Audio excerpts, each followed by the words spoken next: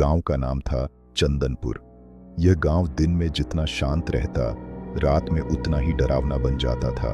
खास तौर पर पूर्णिमा की रात, जिस रात चांद पूरा निकलता, उस रात गांव के लोग दरवाजे बंद कर लेते थे, क्योंकि लोगों का मानना था चांद निकलते ही एक आदमी भेड़िया बन जाता है।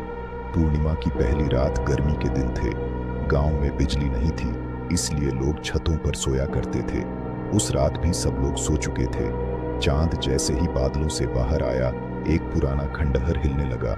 वहां रहने वाला रामदीन नाम का आदमी अचानक जमीन पर गिर पड़ा। उसकी हड्डियां चटकने लगी, आंखें लाल, नाखून लंबे, मुंह से झाग, और देखते ही देखते वह खूनी भेड़िया बन चुका था।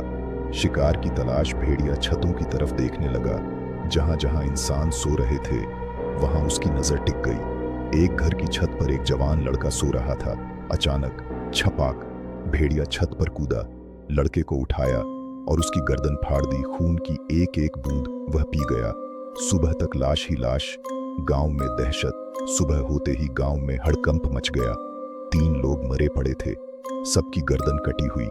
बुजुर्ग बोले, यह इंसान नहीं, खूनी भेड़िया है। एक तांत्रिक को बुलाया गया। उसने कहा, जो आदमी भेड़िया खून की एक एक बूंद वह पी गया।